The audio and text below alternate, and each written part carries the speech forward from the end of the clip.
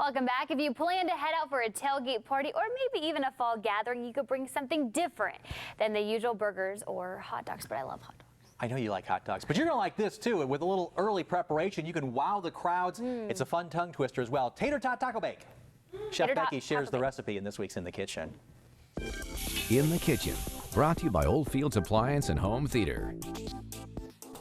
Well, football season is here, and that means tailgating. And maybe some of you have already used up all of your tailgating tricks. We've got something for you this week in the kitchen. Chef Becky is with us, and tell us what we're making. That's right. I have a fun new recipe to share with you today. It's my Tater Tot Taco Bake. And I've noticed that tater tots have become popular again. That's right. They're very trendy right now. Well, tell us what we need for this. So we need a 2-pound bag of frozen tater tots, 1 1/4 pounds of lean ground beef, 1 packet of taco seasoning, 1 cup of water, 1 cup of cheddar cheese, a 1/3 cup of pickled jalapenos, and this is optional, 3/4 cup of salsa, 1/2 cup of sour cream, 1/2 cup sliced green onions, and 1/2 cup of black olives that are sliced. So these will bake in a 425-degree oven for 25 minutes. While our tater tots are baking in the oven, I'm going to brown the ground beef. For this recipe, I like to use extra lean ground beef, and there's no need to drain it. Now here I'm adding 1 packet of taco seasoning and 1 cup of water. I'm going to turn up the heat, bring it back to a simmer, and then I'll cover it and cook it for 5 minutes. So 25 minutes have passed and our tots are ready to come out. So Alan, will you help me out? I will be happy to. I will hold this above. I like to use a cast iron skillet for this recipe because it's a fun presentation and it helps hold the heat. Which will definitely come in handy if you plan on throwing this on the grill during your tailgating.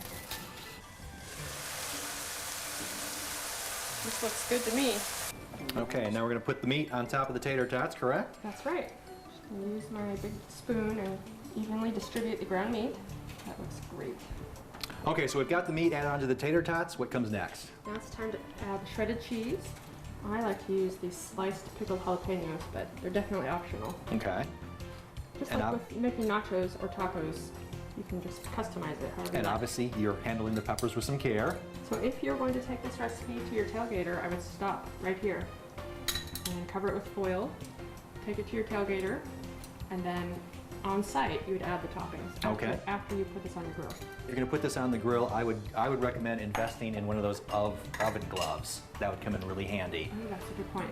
The handles of cast iron get extremely hot. So this will go back in the oven for 10 more minutes at 425 degrees. Okay, so we've got our tater tot taco bake out of the oven or off the grill, depending on how you make this. Let's get our toppings on it. Sounds good to me. We're going to start with the salsa. And of course, the great thing about this recipe is you can change things up. So if you want a hotter salsa, you can go in that direction. Same way with the taco seasoning. You could even add beans if you wanted to. Okay. Oh, that's a good idea. And then we were also talking about the possibilities of maybe even using some shredded chicken in there instead of the ground beef. Or ground turkey. If you're trying to save a few calories, you could substitute low-fat sour cream. I'm going to guess we're not in this case. Right, tailgating is a time for splurges. Exactly. So here's the finished product of our tater tot taco bake. And again, when you're using the cast iron skillet, be very careful because these get very warm, but this looks absolutely delicious. Thank you. I'm sure you're going to love it. Oh, I am going to love it. So, and if, of course, you want to check out the recipes, you can find them online. Of course, Chef Becky has her own Facebook page as well. Thank you for joining us. That's another edition of In the Kitchen.